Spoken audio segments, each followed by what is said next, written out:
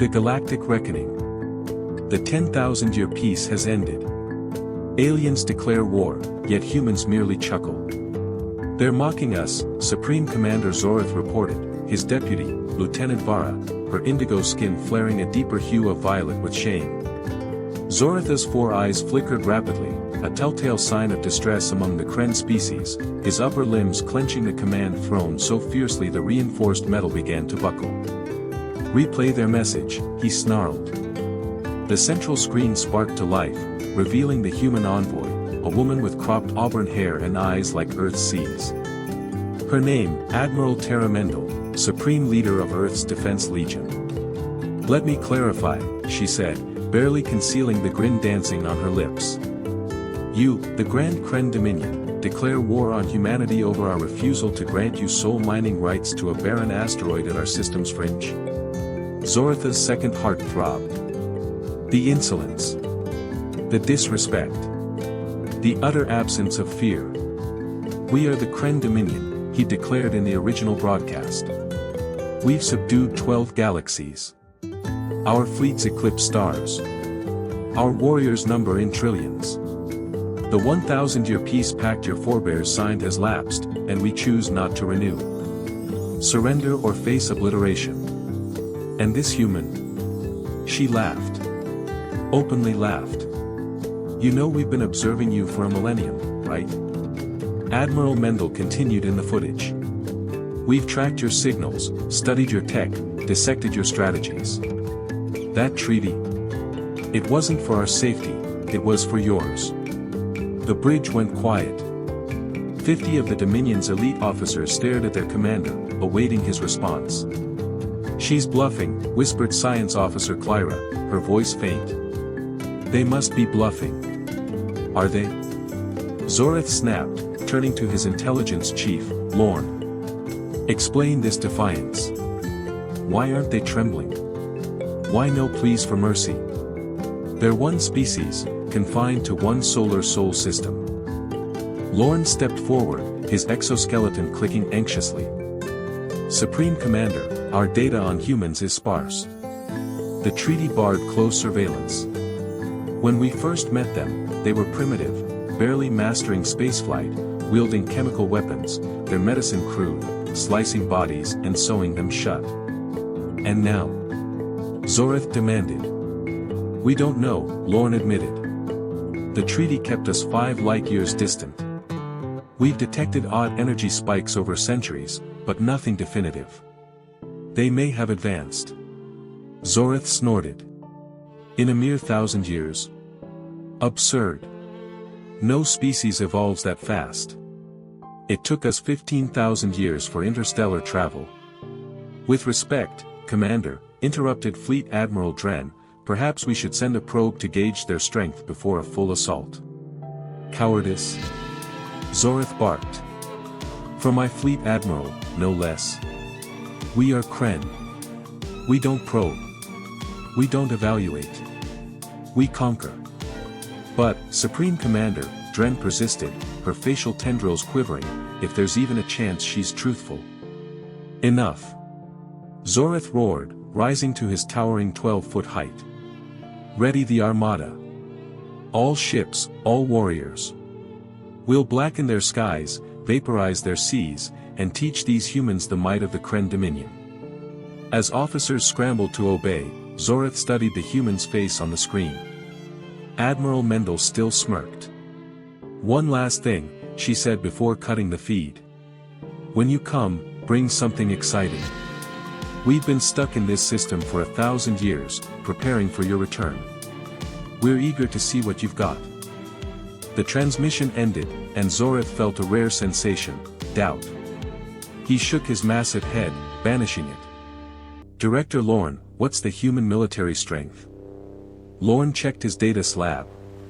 Based on millennium-old intel, they had roughly 50 million troops and 10,000 crewed spacecraft. "And ours?" 10 trillion warriors empire-wide, 500 million on our capital ships. The Armada has 100,000 warships, each able to melt a planet's crust to lava. Zorith eased slightly. "Numbers don't lie. Even if they've progressed, they can't match that. There's more, Supreme Commander, Lorne said hesitantly. About the humans. Early reports noted a bizarre trait: they grow bolder under threat, not submissive. And their view of mortality is odd. They know death is certain, yet act immortal. It makes them unpredictable. Zorith waved a dismissive claw. Mental quirks won't shield them from plasma cannons. Set course for the Sol system, maximum speed. As the Kren armada surged, a swarm of devastation spanning light years, Zorith couldn't shake that human laugh. It wasn't a bluff. It was the laugh of someone who knew more than he did. For the first time in his 300-year life, a chill slithered down his spine. The journey to Earth took 3 weeks, 3 weeks of drills, simulations, and Zorith reassuring his officers of a swift victory. 3 weeks of trying to forget that human laughter. We're nearing the Sol system's edge, Supreme Commander, announced Navigator ZYN. Pluto orbit in 5 minutes. Zorith nodded, his silver ceremonial armor glinting. He'd dressed for triumph today. Any signs they've spotted us? Communications Officer Trowell checked her console. Nothing, Commander. No signals, no defenses. Their system seems wide open. Arrogance, Zorith huffed, the surest prelude to defeat. As the armada crossed the Sol system's boundary, every Kren on the bridge braced for alarms, for human defenders to emerge, for anything explaining Mendel's brazen confidence. Nothing happened. Continue approach, Zorith ordered. Hold battle formation. The warships glided past Neptune and Uranus without incident. By Saturn, Zorith began to relax. Perhaps the humans were bluffing. Perhaps isolation had driven them mad. Supreme Commander, Science Officer Clyra called abruptly. I'm picking up strange readings from Saturn's rings. Explain. The rings, they're shifting, defying orbital mechanics. Before Zorith could respond, the tactical display blazed with alerts. Saturn's rings were fragmenting, not chaotically, but deliberately, reforming, reshaping. It's not ice, Clyra whispered. The rings aren't ice or rock. They're ships. Zorith watched, horrified, as billions of tiny craft emerged from Saturn's rings, disguised as debris until they moved. Incoming transmission, Trowell announced, voice trembling. The screen lit up, showing Admiral Mendel again, on a sleek, advanced bridge. Welcome to Sol, Commander Zorith, she said brightly. You brought the whole clan, how kind. Zorith fought to stay composed. What's the meaning of this trickery? Where did these ships come from? Trickery. Mendel raised an eyebrow. Just preparation. As for the ships, we built them. All 10 billion. We had time, you know, with the peace treaty. Impossible. Zorith roared. No civilization could craft that many. Oh, right, you still assemble ships manually, don't you? Charming. Mendel smiled. We automated that 800 years ago. Our fabricators churn out a warship every 1.3 seconds. Do the math. Zorith turned to his tactical officer. Weapon status. All systems ready, Supreme Commander. Target their fleet and fire. Mendel sighed on screen. Really? That's your play? Fine. The Kren Armada unleashed its wrath, 100,000 capital ships firing in unison, a blinding barrage that could shatter any force. But the human ships danced, dodging with uncanny precision, accelerating at speeds no organic pilot could survive. They're unmanned, Clyra realized. Autonomous. Correct, said Mendel, amused. We call them the Swarm. AI-controlled, running combat simulations against Kren tactics for 900 years. They're quite good. Not one human ship was hit. Our turn, Mendel said, her smile fading. A small demo. 1,000 human ships, mere specks compared to Kren vessels, broke formation, speeding toward the Armada. Defensive screens to maximum. Zoreth ordered. The human ships didn't fire. They passed through Kren's shields like they didn't exist, then phased through the hulls of 20 warships. Seconds later, those ships disintegrated into atomic clouds. The bridge fell silent.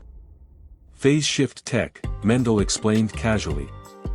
Lets our ships slip between matter states. Handy, right? Hard to block something that ignores your defenses. Zoreth was speechless. This wasn't technology, it was sorcery. So, Mendel clapped, here's my offer, take your fleet, go home, renew the treaty for 10,000 years, and we'll pretend this never happened. And if we refuse? Zoreth whispered. Mendel's face turned grave. Then we finish our demo, and the Kren Dominion needs a new commander, and 100,000 new ships. Zoreth had never retreated. The Kren lacked a word for it, the closest was strategic repositioning for future dominance, rarely uttered. Yet here he was, ordering the mightiest armada to flee one star system. All ships, reverse course, he commanded, each word bitter. Maintain defensive formation. No aggression. His officers, stunned, obeyed. Even the fiercest saw those 20 ships dissolve. On screen, Mendel nodded. Smart choice, Commander. Your ships may leave unharmed. This isn't over, Zoreth growled. The Kren Dominion doesn't yield. Of course, Mendel said, that smirk returning. Just repositioning for future dominance. We get it. Zoreth's eyes narrowed. You speak our tongue. All 3,177 Kren languages, she replied, including the 22 secret military codes. Linguistic analysis was an early focus. You spied on us, despite the treaty. That laugh again, haunting him. The treaty barred us from nearing Kren space. It didn't mention remote surveillance. Quantum entanglement comms, data transfer across vast distances. Our dust-sized probes have watched your empire for 950 years. Don't bother searching. Zoreth's rage surged.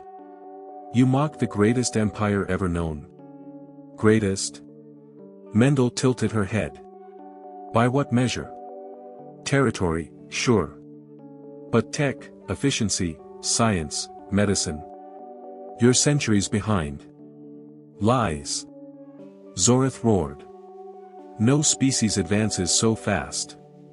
Most don't, she agreed. But our short lives, curiosity, and dread of extinction drive us. You'd be amazed what humans achieve when motivated. As the Kren retreated, Director Lorne approached. Supreme Commander, their ship's energy signatures are alien.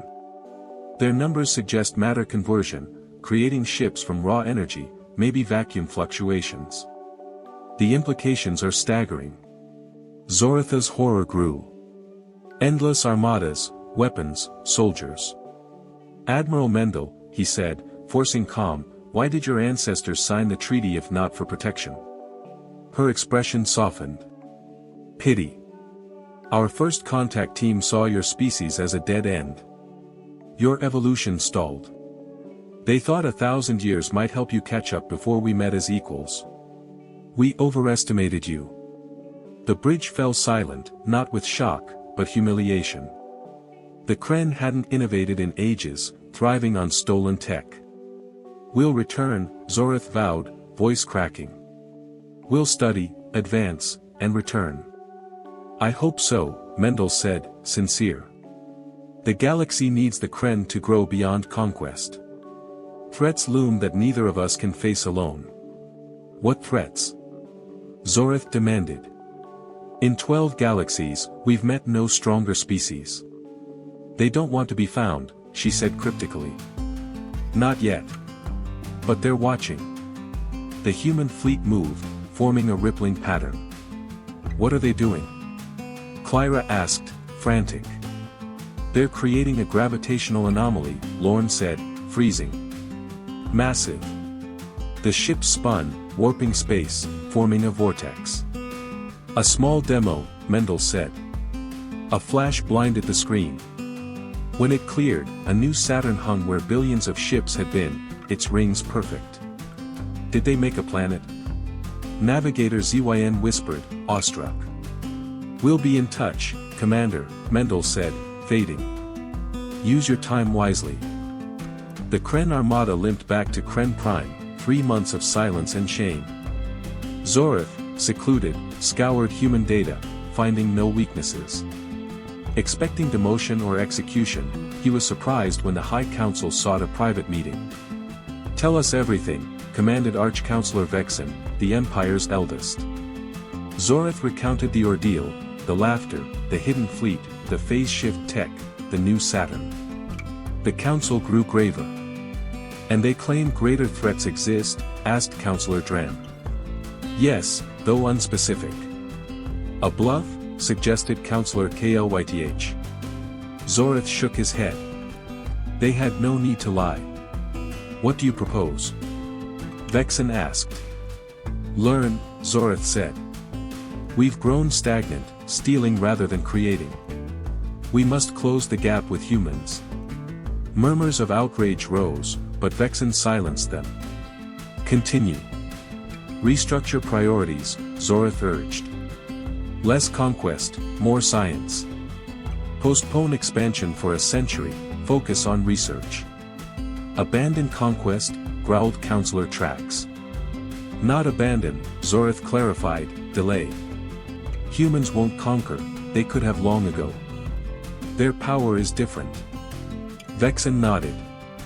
Wisdom, but it'll face resistance. Let them call it cowardice, Zorath said. I've seen our paths end, a war we can't win. Vexen motioned to a guard. Bring the visitor. A human entered, not Mendel, but a tall, dark-skinned man in simple Earth attire, Dr. Jonah Wren. He arrived yesterday, alone, in a tiny vessel, Vexen said. Your defenses were creative, Wren said, smiling. Especially the Cygnus mines. Why are you here? Zorath growled. To help, Wren replied, handing him a glowing crystal. This holds humanity's scientific history, every discovery, sans weapons. Figure those out yourselves. Why? Zorath asked. Wren's smile echoed Mendel's. Evolution needs competition. Without it, we've grown stale. We want you as partners in galactic progress. The threats Mendel mentioned are real, and will need more than human ingenuity. Vexen leaned forward.